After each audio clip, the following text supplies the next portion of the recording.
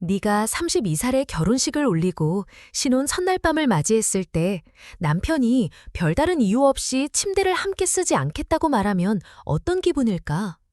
결혼식 당일 가족과 친척, 동료들로 가득 찬 연회장을 빠져나와 신부 화장을 지운 채 남편과 함께 시댁에 도착했을 때 유진은 그날 밤이 인생에서 가장 기억에 남을 달콤한 시작이 될 거라고 믿었다. 서울 서쪽 끝 오래된 주택가 3층짜리 주택, 시어머니 명희 씨와 함께 살게 된 첫날이었다. 하지만 방 문을 닫고 정돈된 신혼 침대에 앉았을 때 정우는 피곤하다며 1층 거실 소파에서 잠을 청하겠다고 말했다. 농담이 아니었다. 당황스러움보다 멍한 느낌이 컸다. 유진은 별다른 말을 하지 않았다. 부부 사이에 첫 갈등으로 엮이고 싶지 않았고 그가 정말 피곤할 수도 있다고 생각했다. 하지만 그 밤 시간이 흐를수록 마음은 점점 더 어두워졌다. 결혼식이 끝나고 멀어진 거리, 익숙지 않은 공간, 전혀 다른 온도와 공기. 유진은 잠을 이루지 못한 채 눈을 감고 애써 생각을 돌리려 했다. 결혼은 현실이라고 누군가 말했었지만 이토록 빨리 현실이 될 줄은 몰랐다. 밤이 깊어질수록 집안은 이상할 정도로 조용했다. 그 고요 속에서 유진은 어떤 작은 소리에 집중하게 됐다. 처음에는 오래된 문틀이 삐걱거리는 듯한 소리였고 이내의 발소리인지 숨소리인지 모를 조심스러운 기척이 이어졌다. 익숙하지 않은 공간에서의 불안함과 낯선 기운이 겹쳐지자 유진은 점점 불안해졌다. 소리는 2층 시어머니의 방 쪽에서 나는 듯했다. 명희 씨는 조용하고 예의 바른 사람이었다. 혼자 된 지도 오래되었고 언제나 점잖고 침착하게 행동했다. 결혼식 날에도 별다른 감정 표현 없이 유진을 바라보기만 했고 그 모습이 어쩐지 거리감을 느끼게 했다. 한참을 망설이다 유진은 조용히 방 문을 열고 복도로 나섰다. 바깥은 어두웠고 2층 복도에는 바람소리와 알 수 없는 미세한 소음이 뒤섞여 있었다. 시어머니 방 앞에 멈춰선 순간 문 안쪽에서 무언가 부딪히는 가벼운 소리가 들렸다. 문은 잠겨있지 않았다. 유진은 조심스럽게 문을 조금 열었다. 그 순간 아무런 준비도 없이 마주한 장면은 그녀를 한순간에 얼어붙게 만들었다. 방 안에는 조명이 약하게 켜져 있었고 침대 위에는 명희 씨가 앉아 있었다. 그리고 그 곁에는 정우가 앉아 있었다. 그는 어깨를 기울인 채 무언가를 속삭이고 있었고 그의 손은 어머니의 어깨에 올려져 있었다.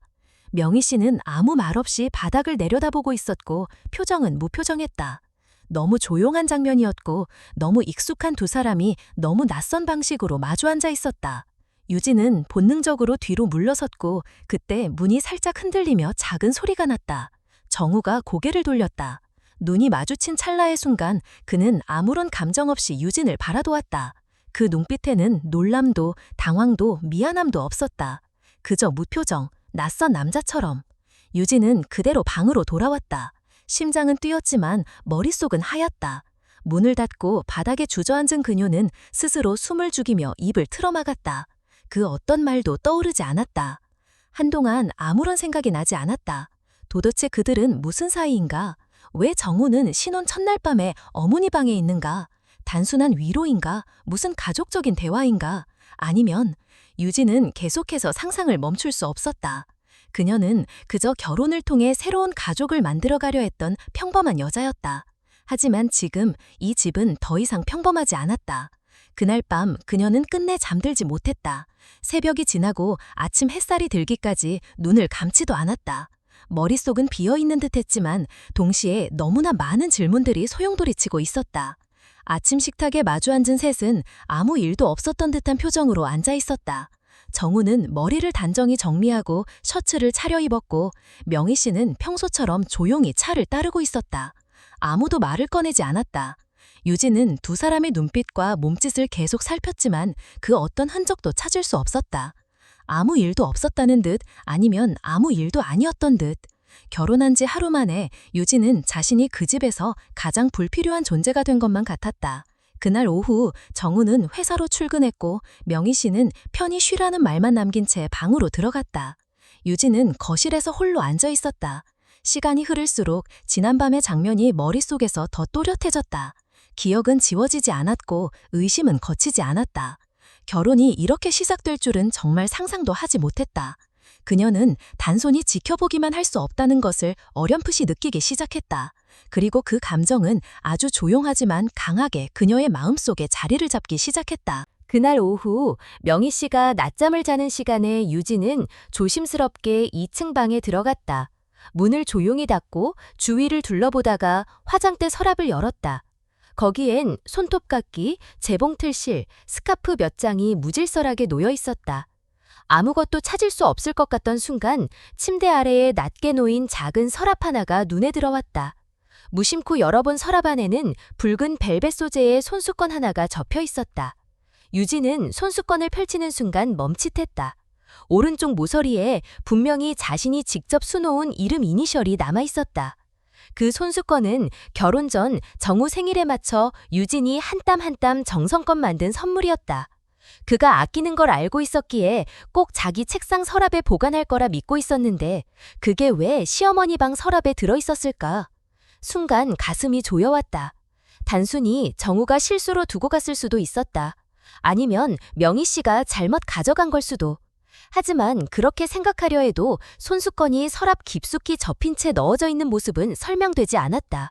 무엇보다도 그 손수건의 의미를 아는 사람은 정우뿐이었다. 손수건을 조심스럽게 주머니에 넣은 유진은 방을 나와 자기 방으로 돌아왔다. 손에 땀이 차고 입술이 말라왔다. 결혼한 지 하루밖에 지나지 않았지만 마음 한켠엔 설명되지 않는 긴장감과 차가운 감정이 자리 잡고 있었다. 가족이 되어가는 과정에는 시간이 필요하다는 말은 알고 있었다. 하지만 그 시간이 이렇게 시작될 줄은 몰랐다. 점점 이 집 전체가 자신을 밀어내고 있다는 느낌이 강해졌다. 그날 저녁 정우는 변함없는 태도로 집에 들어왔다. 회사 이야기를 짧게 꺼내고 식사를 마친 뒤 다시 피곤하다며 1층 거실 쪽으로 향했다. 유진은 물었다. 어젯밤 어디서 잤는지. 정우는 아무렇지 않게 거실이라고 대답했다. 그 말 한마디에 유진은 아무 말도 하지 못했다. 명백한 거짓말을 듣고 있는 기분은 믿음의 바닥을 금 가게 만들었다. 정우가 방을 나가고 난 뒤 유진은 조용히 방문을 닫고 방 안에 앉았다. 생각이 끝없이 꼬리를 물었다. 그가 거짓말을 할 정도로 숨기고 싶은 이유는 무엇일까? 단순히 피곤해서 잠든 거였다면 왜 어머니 방에 있었을까? 그걸 들키고도 아무 말 없이 돌아선 그 눈빛은 또 무엇이었을까? 무표정하고 차가운 그 시선이 머릿속에 계속 떠올랐다. 유진은 그 눈빛이 가장 지워지지 않았다. 마치 낯선 사람을 보는 것 같았고 그 낯설미 지금의 상황을 더욱 기묘하게 만들었다. 그날 밤 유진은 잠을 이루지 못했다. 정우는 또다시 거실에서 잔다고 했고 그녀는 이불 속에서 눈을 뜬 채 천장을 바라보았다. 밤이 깊어질수록 불안은 더 커졌고 정우가 집안 어딘가에 있다는 사실조차 공포처럼 느껴졌다. 그러던 중 집안에서 다시 이상한 소리가 들리기 시작했다. 이번엔 지난번처럼 시어머니 방이 아니었다. 3층 꼭대기방, 평소에 문이 굳게 잠겨 있었던 그 방에서 소리가 났다. 처음에는 바닥을 긁는 듯한 미세한 마찰음이었고 이후에는 누군가 낮게 흐느끼는 듯한 소리가 이어졌다. 유진은 소리의 방향을 따라 머릿속에서 구조를 그렸다. 그 방은 누구도 언급하지 않는 곳이었다. 명희 씨는 예전에 그곳이 너무 습해서 쓰지 않는다고 말한 적이 있었다. 하지만 지금 그곳에서 분명히 사람이 내는 소리가 들리고 있었다. 유진은 그대로 침대에 앉아 한참을 그 소리를 듣고만 있었다. 그 순간 머릿속에서 어떤 연결이 이뤄지기 시작했다. 정우의 거짓말, 손수건의 위치, 어머니 방에서 본 장면, 그리고 지금 이 소리. 모든 퍼즐 조각들이 어딘가 맞물리는 듯한 기분이었다. 아직은 명확하지 않았지만 분명히 무언가 잘못된 일이 이 집안에서 오랫동안 계속되고 있다는 직감이 들었다. 유진은 이제 더 이상 우연이라고 넘길 수 없었다. 그녀는 이 상황을 누군가에게 말하고 싶었지만 그럴 수 없었다. 누구에게? 친구에게? 엄마에게? 말하는 순간 오히려 더 이상한 사람으로 비칠까 두려웠다. 이제 막 결혼한 새댁이 시댁에 대해 이상한 말을 한다면 그걸 진지하게 받아들일 사람은 많지 않을 것이다.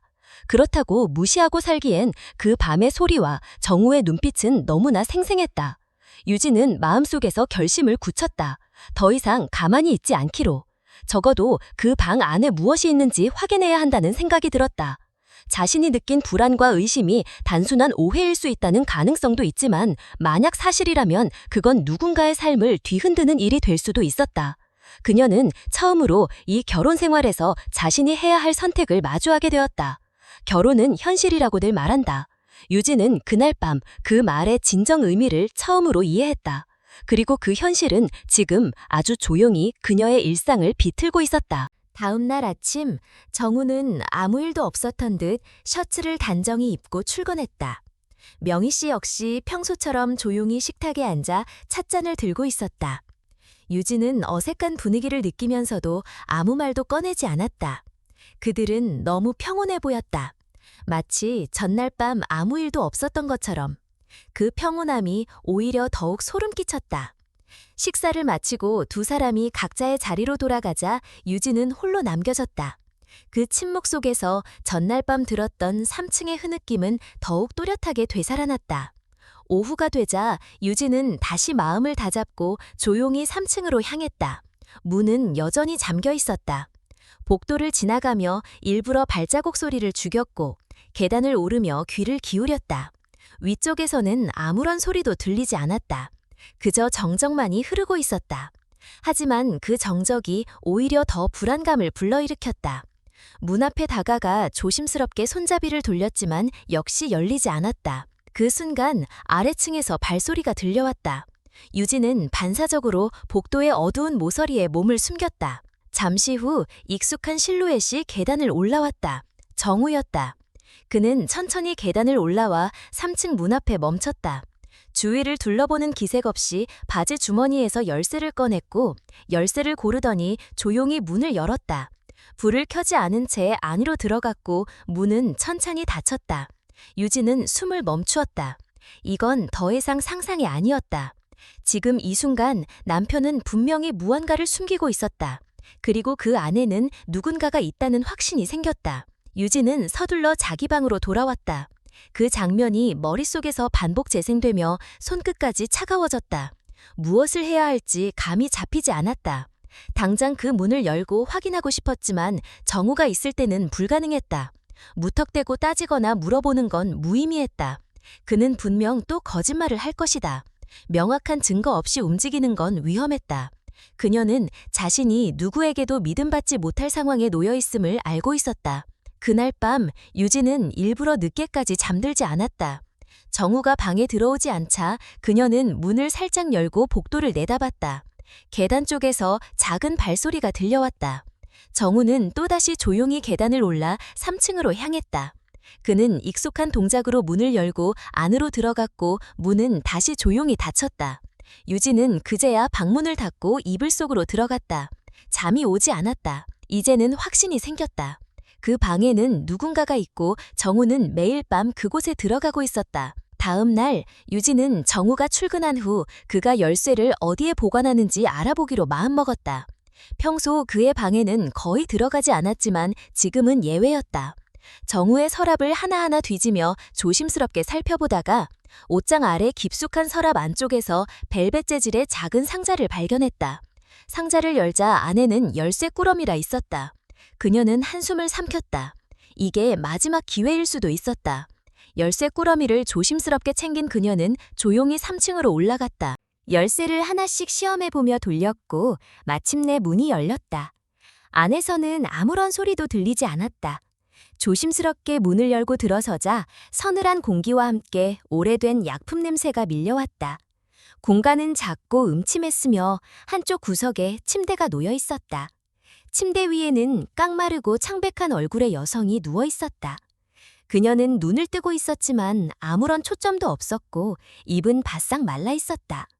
팔에는 이미 다 말라버린 수액이 연결되어 있었고 방 안의 모든 것들은 오랫동안 정체된 듯한 느낌이었다. 유진은 말을 걸 수 없었다. 목소리가 나오지 않았다. 대신 조용히 그녀의 얼굴을 바라보며 생각했다. 이 사람은 누구일까? 왜 이곳에 갇혀 있는 걸까? 그리고 무엇보다 왜 정우는 이 사람을 숨기고 있었을까? 유진이 돌아서려는 순간 뒤에서 문이 닫히는 소리가 들렸다. 놀라 돌아보니 문 앞에는 정우가 서 있었다. 그의 얼굴은 차갑고 무표정했으며 손에는 열쇠 꾸러미가 들려 있었다. 그는 천천히 다가오더니 유진의 손에서 열쇠를 빼앗아갔다. 그리고는 낮고 단호한 목소리로 말했다. 여긴 네가 올 곳이 아니야. 유진은 아무 말도 하지 못한 채 그의 얼굴을 바라보았다. 지금 이 사람이 정말 자신이 사랑한다고 믿었던 남편이 맞는지조차 알 수 없었다. 그 순간 그녀는 이 결혼의 실체가 무엇인지 처음으로 맞닥뜨리게 되었다. 사랑이 아니라 거짓과 비밀, 침묵과 두려움. 유진은 조용히 방을 나왔다. 그리고 그날 밤 처음으로 도망치고 싶다는 생각을 했다. 하지만 동시에 도망치기 전에 반드시 알아야겠다는 결심이 더 강하게 자리 잡았다. 진실이 무엇인지, 그리고 그 여자에게 무슨 일이 있었는지. 정우와 마주친 그날 밤 이후 유진은 방으로 돌아와 한동안 아무것도 하지 못했다. 머릿속은 멍했고 시간 감각은 사라졌다. 모든 것이 무의미하게 느껴졌고 자신의 존재마저 불투명하게 떠다니는 기분이었다. 하지만 시간이 조금 지나자 분노가 밀려왔다. 왜 그녀는 아무 말도 못했을까? 왜 진실을 마주하고도 침묵했을까? 그녀는 약속했다. 더 이상 멈추지 않겠다고. 더 이상 침묵하지 않겠다고. 다음 날 아침, 유진은 평소와 다름없이 아침 식탁에 앉았다. 정우는 조용했고 명희 씨는 여전히 잔잔한 말투로 밥을 푸고 차를 따랐다. 세 사람 사이에는 이상하리만치 평온한 공기가 흘렀다. 하지만 그 속에 감춰진 긴장은 누구보다 유진이 먼저 느낄 수 있었다. 그녀는 시선을 피하지 않고 명희 씨의 얼굴을 바라보았다. 명희 씨는 순간적으로 시선을 마주쳤지만 곧 차를 들며 시선을 피했다. 식사 후 정우는 출근했고 명희 씨는 방으로 들어갔다. 유진은 거실에 홀로 남아 아무 말 없이 앉아 있었다. 모든 움직임이 조심스러웠고 모든 생각은 조심스럽지 않을 수 없었다. 그녀는 그 방, 3층의 그 방이 단순히 비밀스러운 공간이 아니란 걸 이제는 알았다. 그 방 안에 누워있던 여성, 그녀는 누군가의 이름이자 누군가의 과거였다. 그날 밤 희미한 목소리로 들은 이름, 서희. 그 이름이 머릿속에 계속 맴돌았다. 정우가 퇴근하고 돌아왔을 때 유진은 일부러 그 애네 아무 말도 꺼내지 않았다. 저녁 식사를 마치고 정우는 피곤하다는 말을 남기고 거실로 향했다. 유진은 조용히 침대에 누웠지만 잠은 오지 않았다. 그녀는 생각했다. 어떻게 하면 다시 3층 방에 들어갈 수 있을까? 어떻게 하면 서희와 다시 대화할 수 있을까? 정우가 다시 열쇠를 숨길 것이란 걸 알았기에 열쇠를 다시 구하는 건 어려울 수 있었다. 그래서 유진은 다른 방법을 선택했다. 다음 날 정우가 일하러 나간 사이 유진은 조용히 복도를 지나 명희 씨의 당 근처에 섰다. 숨을 죽이고 귀를 기울였지만 아무 소리도 들리지 않았다. 문을 열 계획은 없었다. 대신 그녀는 방 앞 서랍장 아래쪽에 접혀있는 작은 휴대용 복사기기에서 이전에 복사해놓은 열쇠 복사본을 꺼냈다. 전날 밤 몰래 만들어둔 복사본이었다. 그녀는 곧바로 3층으로 올라가 문을 열었다. 방 안은 어제와 똑같이 조용했고 서희는 여전히 침대에 누워있었다. 유진은 조심스럽게 다가가 그녀의 이름을 불렀다. 서희는 반응하지 않았다. 유진은 다시 한 번 더 작게 속삭였다. 그제야 서희의 눈동자가 미세하게 흔들렸다. 입술이 조금 떨렸고 아주 희미한 소리로 한 단어가 들렸다. 믿지 마요. 유진은 숨을 멈췄다. 그 말은 분명했다. 서희는 지금 이 상황에서 깨어있는 존재였다. 더 이상 단순한 환자가 아니었다. 유진은 가까이 다가가 그녀에게 조심스럽게 물었다. 당신은 누구인지, 왜 여기 있는지, 누가 이런 일을 했는지. 서희는 한동안 아무 대답도 하지 않았다. 그러다 아주 천천히 입술을 움직였다. 나는 정우의 첫 번째. 그 말은 끝나지 않았지만 유진은 그 의미를 바로 이해할 수 있었다. 서희는 정우의 첫 번째 아내였다. 유진은 숨이 막히는 듯했다. 결혼 전까지 정우는 과거에 대해 아무런 언급도 하지 않았다. 심지어 부모님과 함께 찍은 사진도 친구들과의 추억도 많지 않았다. 그저 성격이 내성적이라 그런 줄로만 알았다. 서희는 이어서 말했다. 나 임신했었어요. 4달. 명희 씨가 알게 됐어요. 약, 비타민이라고. 말은 이어지지 않았지만 유진은 모든 조각들이 맞춰지듯 머릿속에서 그림이 그려졌다. 약은 비타민이 아니었다. 그것은 낙태를 유도하는 약이었을 것이고 서희는 그로 인해 아이를 잃었다. 그리고 그 후로 지금 이 모습이 된 것이다. 유진은 떨리는 손으로 서희의 손을 잡았다. 서희는 눈을 감고 천천히 고개를 돌렸다. 유진은 마음속 깊은 곳에서 올라오는 감정을 억누르며 다짐했다. 이 사람을 여기서 꺼내야 한다고. 지금 이 침묵 속에 갇힌 진실을 꺼내야 한다고. 그리고 그 진실이 세상 밖으로 나오는 순간 누군가는 그 대가를 반드시 치르게 될 거라고. 그녀는 그 방에서 나와 문을 닫으며 조용히 숨을 내쉬었다. 그리고 처음으로 혼자가 아니라는 확신이 생겼다. 그녀는 서희의 눈을 받고 그 안에 살아있는 누군가의 절박함을 읽었기 때문이다. 그날 밤 유진은 거실 불이 꺼지는 소리를 들은 뒤에도 눈을 감지 않았다. 모든 움직임을 조심스럽게 살폈고 시간이 흐를수록 심장은 점점 더 빠르게 뛰었다. 정우가 다시 3층으로 올라간 걸 확인한 후 그녀는 가만히 기다렸다. 복사해둔 열쇠는 베개 밑에 숨겨두었다. 그녀는 그걸 들고 조심스럽게 침대를 벗어났고 복도를 따라 계단을 올랐다. 3층 문 앞에 다다랐을 때 문은 잠겨 있었다. 그녀는 준비해둔 열쇠로 문을 열었고 서희가 누워있는 방 안으로 들어섰다. 방 안은 조용했다. 서희는 여전히 침대 위에 누워있었고 눈을 감고 있었다. 유진은 그녀에게 다가가 조용히 속삭였다. 깨어있는지 대답할 수 있는지. 처음엔 아무런 반응이 없었지만 한참 후 서희는 눈을 떴다. 입술이 약간 움직이며 아주 작은 소리가 흘러나왔다. 도와줘요. 유진은 무언가가 가슴 깊숙이 내려앉는 기분을 느꼈다. 그녀는 서희에게 최대한 조심스럽게 물었다. 이름, 지금까지 있었던 일, 그리고 왜 갇혀 있었는지. 서희는 말이 많지 않았다. 힘겹게 말하는 도중 몇 번이나 숨을 고르며 단어 하나하나를 또렷이 발음하려 애썼다. 그녀는 다시 한번 자신이 정우의 아내였음을 말했다. 그들의 결혼은 짧았지만 사랑으로 시작되었고 임신이라는 기쁜 소식이 있었지만 그 뒤를 따라온 건 끔찍한 현실이었다. 명희 씨는 아이가 지금은 시기가 아니라고 했다. 비타민이라고 주었던 약을 며칠간 복용한 후 서희는 갑작스러운 통증과 함께 유산을 겪었다. 그날 이후 그녀는 몸뿐 아니라 마음까지 무너졌다.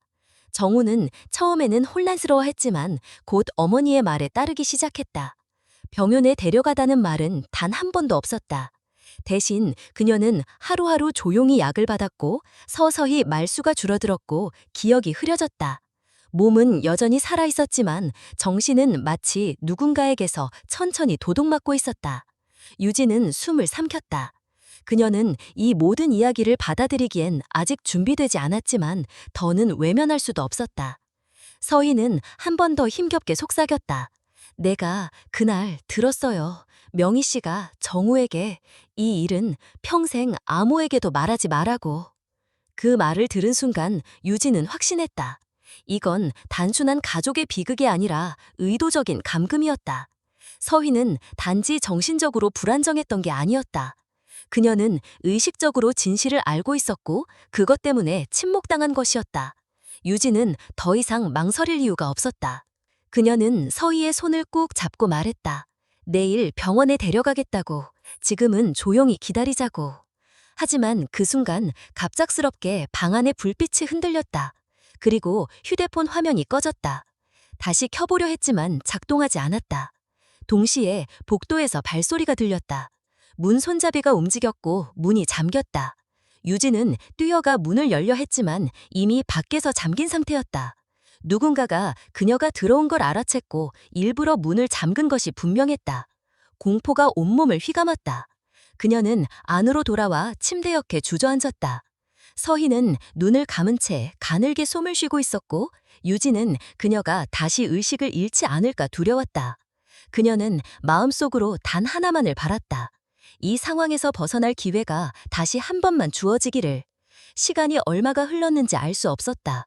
밖은 조용했고 안은 숨소리만 가득했다. 몇 시간 뒤 문이 다시 열렸다. 문 밖에 서 있는 사람은 명희 씨였다.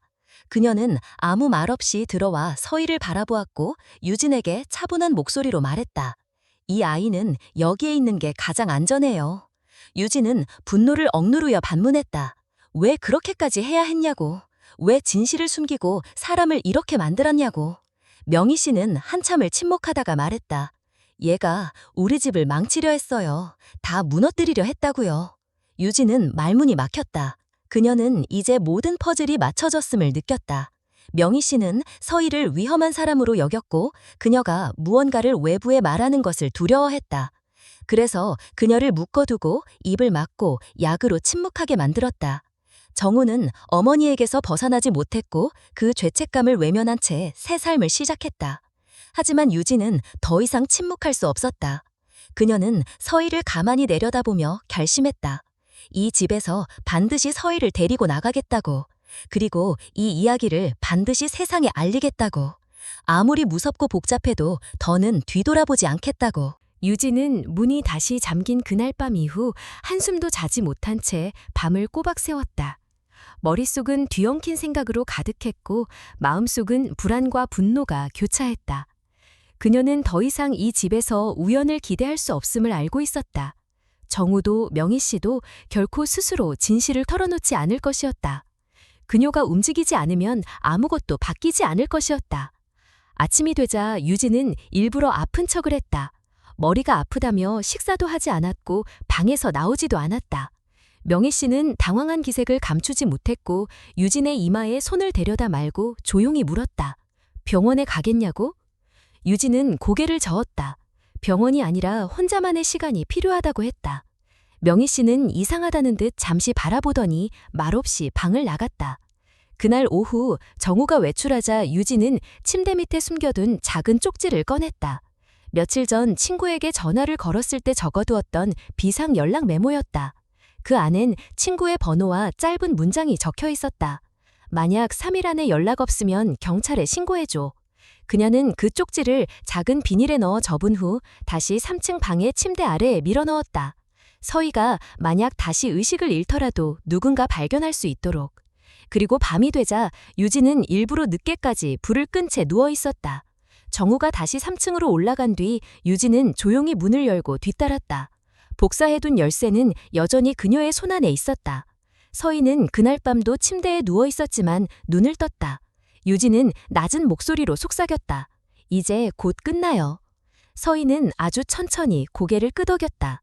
그날 밤 유진은 서희의 상태를 확인하며 가볍게 죽을 데워 가져갔다. 서희는 조금씩 숟가락을 받아먹었고 눈빛도 전보다 또렷해져 있었다. 유진은 마지막으로 서희에게 진실을 물었다. 왜 이 모든 일이 일어났는지, 정말 그녀가 본 것이 전부인지. 서희는 말없이 유진의 손을 잡고 아주 조용히 입을 열었다. 내가 그날 들었어요. 명희 씨가 누군가에게 말했어요. 애를 없애야 이 집이 무너지지 않는다고. 유진은 숨을 삼켰다. 서희는 말을 이었다. 임신 소식을 들었을 때 명희 씨는 처음엔 아무 말도 하지 않았지만 다음 날부터 이상한 알력을 건넸다. 비타민이라고 설명하며 매일 정해진 시간에 먹으라고 했다. 서희는 의심하지 않았다. 하지만 일주일쯤 지나 몸에 이상이 생겼고 병원에 가자고 했을 때 명희 씨는 괜찮다며 눕혀놓기만 했다. 그러다 결국 유산이 되었고 그때부터 약을 계속 받기 시작했다. 정체를 알 수 없는 알력들은 그녀의 의식과 감각을 점점 흐리게 만들었다. 정우는 아무 말도 하지 않았다. 매번 약을 건넬 때도 그녀가 울부짖을 때도 그저 조용히 시선을 피할 뿐이었다. 그녀는 점점 말도 잃고 몸도 무기력해졌다. 그리고 어느 날 아이의 방에 갇혔다. 유진은 눈물이 핑 돌았지만 참고 묻고 또 물었다. 서희는 더듬더듬 기억을 되살리며 말했다. 나는 미친 게 아니었어요. 그냥 그 상황에서 벗어나고 싶었던 것뿐이에요. 유진은 서희의 말이 전부 사실이라는 확신을 얻었다. 이건 단순한 가족 내부의 문제가 아니었다. 누군가를 고의로 정신질환자로 몰고 사회에서 완전히 고립시켜버린 명백한 범죄였다. 그 순간 휴대폰이 진동했다. 그녀의 친구였다. 유진은 조용히 복도로 나와 전화를 받았다. 친구는 불안한 목소리로 물었다. 너 괜찮아? 지금 집 앞에 경찰이 도착했어. 유진은 숨을 죽이며 대답했다. 지금 3층 방에 갇혀있는 여자가 있어. 빨리 올라오게 해줘. 내가 열쇠는 갖고 있어. 친구는 끊기 직전 짧게 대답했다. 알겠어. 기다려. 유진은 다시 방 안으로 들어와 서희에게 말했다. 곧 경찰이 올 거라고. 이번엔 진짜 끝날 거라고. 서희는 아무 말 없이 고개를 끄덕였고 유진은 그녀의 손을 꼭 잡았다. 잠시 후 1층에서 문 두드리는 소리가 들렸다. 명희 씨가 문을 열며 목소리를 높였고 정우도 황급히 밖으로 나왔다. 유진은 그 소리에 맞춰 방문을 활짝 열고 경찰에게 손짓했다. 경찰이 들어오자 명희 씨는 소리를 질렀고 정우는 어쩔 줄 몰라 눈만 굴렸다. 하지만 유진은 조용히 경찰에게 말했다. 이 안에 갇혀있던 여자는 정우 씨의 첫 번째 아내입니다. 병원 기록은 없고 정신병원에도 간 적 없습니다. 하지만 3년 넘게 감금당했고 약물에 중독되어 있었습니다. 경찰은 그녀의 진술을 기록했고 정우는 벽에 기대어 말없이 고개를 떨구었다. 명희 씨는 강하게 부정했지만 서희의 몸 상태와 유진이 제시한 증거들은 충분히 모든 걸 말해주고 있었다. 그날 밤 서희는 처음으로 창밖을 바라보았다. 유진은 그녀 옆에 앉아 조용히 말했다. 이제 당신이 말할 차례예요. 서희는 오랫동안 침묵하더니 아주 작은 목소리로 말했다. 고마워요. 살려줘서. 유진은 고개를 끄덕이며 마음속으로 대답했다. 아니야. 살아준 건 당신이야. 나는 그냥 멈추지 않았을 뿐이라고. 그리고 이제 우리 둘은 그 침묵을 끝내야 한다고. 경찰 조사는 다음 날부터 바로 시작되었다. 유진은 진술서를 쓰며 지난 몇 주간 자신이 본 것, 들은 것, 그리고 느낀 모든 것을 가능한 한 자세히 적어냈다. 담당 형사는 말을 아끼며 그녀의 진술을 받아 적었고 동시에 집안 곳곳을 조사했다. 서힘은 병원으로 옮겨졌고 몇 가지 기본적인 검사 이후 즉시 정신과 전문의의 관찰을 받게 되었다. 의사는 서희가 약물에 장기적으로 노출된 흔적이 있으며 정신이 온전함에도 불구하고 오랫동안 의도적으로 억제된 상태였다고 밝혔다. 병원에서의 진단 결과는 명확했다. 서희는 정신질환자가 아니었다. 그녀는 정상적인 사고와 감정을 지닌 성인이었고 다만 신체적 약화와 트라우마로 인해 말을 잃고 반응이 느려졌던 것뿐이었다. 정우와 명희 씨는 모두 별도의 조사를 받았고 경찰은 정우가 서희와 이혼을 한 사실이 없다는 점을 확인했다. 그들의 혼인관계는 여전히 법적으로 유효했고 유진과의 결혼은 위조된 서류로 이루어진 사실혼에 불과했다. 유진은 그 사실을 처음 들었을 때 무너지는 기분이었다. 지금껏 자신이 믿고 살아온 결혼이 법적으로 성립되지 않았다는 사실보다 누군가의 존재를 지우기 위해 그렇게까지 치밀하게 꾸며낸 정우의 이중성이 소름 끼쳤다. 명희 씨는 조사 과정에서도 줄곧 가족을 지키기 위한 선택이었다고 주장했지만 경찰은 그녀가 정기적으로 약물을 조제한 기록과 의료 기록 없이 비의료인이 장기간 투약한 점을 중대 범죄로 간주했다. 정우는 조사 초기에는 혐의를 부인했으나 결국 모든 사실을 시인했다. 그는 서희와의 결혼 당시 아이를 원하지 않았고 명희 씨의 강한 통제 속에서 그 결정에 순응해버렸다. 처음엔 자신도 상황이 감당되지 않았고 시간이 지나면서 그저 이 현실에서 도망치고 싶었다고 했다. 그는 서희를 병원에 보내기보단 조용히 숨기려 했고 새 삶을 살기 위해 유진과의 관계를 시작했다. 하지만 그 모든 것이 발각될 것을 두려워해 침묵과 조작을 반복했다고 밝혔다. 유진은 경찰 조사 이후에도 여러 차례 병원에 들렀다. 서희는 점차 말수가 늘어났고 표정도 달라지기 시작했다. 그녀는 병실 한쪽에 앉아 유진에게 책 한 권을 건넸다. 그 안에는 그녀가 과거에 쓰던 일기장 몇 장이 붙어 있었다. 일기에는 자신이 경험한 이상 증상과 매일 먹었던 알약의 모양, 색깔, 시간까지 꼼꼼히 적혀 있었다. 그것은 누가 시킨 것도 아니고 단지 살아있다는 증거를 스스로 남기고자 했던 기록이었다. 유진은 그 일기를 보며 끝내 눈물을 참지 못했다. 그동안 이 여자는 외부 세계와 단절된 채 자신의 존재를 기억하려고 애써왔던 것이다. 말도 할 수 없고 문도 열 수 없고 전화도 쓸 수 없는 공간에서 그녀는 글로, 숫자로, 기억으로 자신을 버티게 해왔던 기록이었다. 유진은 그 일기를 복사해 경찰에 제출했고 그것은 명희 씨와 정우의 고의성을 입증하는 결정적인 자료가 되었다. 며칠 후 유진은 법원에 출석했다. 재판은 비공개로 진행되었지만 서희는 증인석에 직접 나섰다. 그녀는 천천히 그러나 단호한 목소리로 자신의 경험을 진술했다. 아무도 믿지 않을 것 같던 이야기, 아무도 들어주지 않을 것 같던 고통을 그녀는 더 이상 숨기지 않았다. 판사는 사건의 중대성을 인정했고 명희 씨에게는 중형이 선고되었으며 정우에게도 가중처벌이 결정되었다. 모든 절차가 끝난 날 유진은 병원 옆 공원에서 서희를 만났다. 그녀는 이제 보호소로 옮겨질 예정이었다. 두 사람은 긴 시간 말없이 나란히 앉아 있었다. 그리고 이별의 시간이 다가왔을 때 서희는 유진에게 조심스럽게 한마디를 건넸다. 살고 싶다는 마음, 나한테 남아있었던 거 당신 덕분이에요. 유진은 고개를 끄덕였다. 어떤 말도 필요 없었다. 그녀 역시 알고 있었기 때문이다. 그날 밤 어둠 속에서 들려오던 흐느낌이 단순한 두려움이 아니라 삶을 향한 마지막 끈이었으늘 이제 그녀들은 서로의 삶에 다시 돌아가지 않을지도 모른다. 하지만 한 가지는 분명했다. 침묵은 끝났고 진실은 드러났고 누군가는 살아남았다. 그리고 그것만으로도 이 이야기는 절대 잊혀져서는 안 된다는 것을 유진은 깊이 새기고 있었다. 몇 달이 흘렀다. 유진은 원래 살던 동네로 돌아가 조용한 동네에서 혼자 지내고 있었다.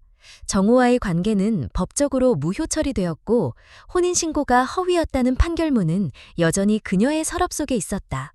명희 씨는 법원에서 실형을 선고받고 구속되었고 정우는 집행유예와 정신과 치료 명령을 받았다. 언론은 이 사건을 잠깐 다뤘지만 곧 조용해졌고 사람들은 다른 뉴스로 관심을 옮겼다. 하지만 유진은 그날의 기억을 단 한 번도 내려놓지 않았다. 서희는 현재 서울 외곽의 요양시설에서 지내고 있었다. 그녀는 천천히 회복 중이었고 이제는 간단한 대화도 가능해졌다. 의사는 시간이 조금 더 필요하다고 했지만 확실히 그녀는 살아있는 사람으로 돌아오고 있었다. 유진은 한 달에 한 번 꼭 시간을 내어 그곳을 찾았다. 특별히 긴 말을 나누는 건 아니었지만 두 사람은 조용히 같은 시간과 같은 공기를 나누는 것으로도 충분했다. 그날도 유진은 서희를 찾아갔다. 서희는 정원 벤치에 앉아 있었고 유진이 다가가자 자리 한쪽을 내주었다. 두 사람은 따로 인사도 없이 나란히 앉았다. 햇살이 비치는 오후였고 멀리서 보호사가 천천히 산책하는 노인을 따라 걷고 있었다. 서희는 조용히 입을 열었다. 요즘은 가끔 꿈을 꿔요. 유진은 고개를 돌려 바라보았다. 서희는 이어서 말했다. 꿈속에서는 내가 말할 수 있어요. 문을 열고 나가기도 해요. 그런데 깨고 나면 아직도 좀 무서워요. 유진은 아무 말 없이 고개를 끄덕였다. 서희는 한참을 말없이 있다가 다시 조용히 속삭였다. 그래도 그날 밤 당신이 문을 열어줬잖아요. 그게 아직도 믿기지가 않아요. 유진은 조용히 대답했다. 나도 그날이 없었으면 내가 어떻게 살고 있을지 몰라요. 서희는 웃지 않았지만 얼굴이 조금 부드러워졌다. 그리고 다시 말했다. 사람이 사람을 살릴 수 있다는 걸 처음 알았어요. 유진은 그 말을 오래도록 곱씹었다. 지금까지 살아오면서 그렇게 단순하면서도 묵직한 진심을 들어본 적이 없었다. 서희는 주머니에서 접힌 종이 하나를 꺼냈다. 그것은 몇 달 전 병원에서 그녀가 유진에게 건넸던 일기장의 일부였다. 이번엔 새로운 페이지였다. 글씨는 여전히 조금 삐뚤었지만 확실히 힘이 있었다. 처음엔 당신이 나를 구해준 줄 알았어요. 근데 이제는 알아요. 나는 매일 나 자신을 구하려고 했었고 당신은 그걸 지켜봐줬던 사람이었어요. 유진은 천천히 그 종이를 접어 가방에 넣었다. 그리고 한참을 침묵한 뒤 입을 열었다. 우린 서로를 구한 거예요. 난 당신을 통해 용기를 얻었고 당신은 나를 통해 밖으로 나왔고. 서희는 고개를 끄덕였다. 이제야 조금 숨을 제대로 쉴 수 있을 것 같다고 말했다. 해가 기울기 시작할 무렵 유진은 자리에서 일어났다. 돌아가는 길은 조용했다. 그녀는 다시 일상으로 돌아가야 했고 서희는 조금씩 자신의 삶을 회복해 나갈 것이다. 그리고 유진은 문득 깨달았다. 어떤 진실은 너무 오랫동안 묻혀있기도 하고 어떤 사람은 너무 오랫동안 잊힌 채 살아가기도 한다. 하지만 누군가가 그 진실을 꺼내주고 누군가가 그 사람의 이름을 불러줄 때 잃어버린 것들은 다시 되찾을 수 있다. 살아있는 동안 우리가 할 수 있는 가장 용기 있는 일은 한 사람의 고통을 외면하지 않는 것, 그리고 그 사람의 이야기에 귀를 기울이는 것이다. 오늘 이야기의 끝까지 함께 해주셔서 진심으로 감사드립니다. 이 이야기를 통해 우리는 한 사람의 침묵 뒤에 얼마나 많은 아픔과 용기가 숨어 있는지를 다시 한번 느낄 수 있었습니다. 아무리 조용히 억눌러져 왔던 진실이라도 누군가의 관심과 따뜻한 시선이 닿는 순간 세상 밖으로 나올 수 있다는 것을 보여주었습니다. 때로는 우리가 무심코 지나치는 사람들 속에도 말하지 못하는 상처와 외로운 싸움이 존재합니다. 그런 이들을 외면하지 않고 끝까지 듣고 함께하는 용기가야말로 우리 사회를 조금 더 따뜻하게 만드는 시작이 아닐까 생각합니다. 이야기를 통해 작지만 깊은 울림을 느끼셨다면 여러분의 생각을 댓글로 남겨주시면 저희에게 큰 힘이 됩니다.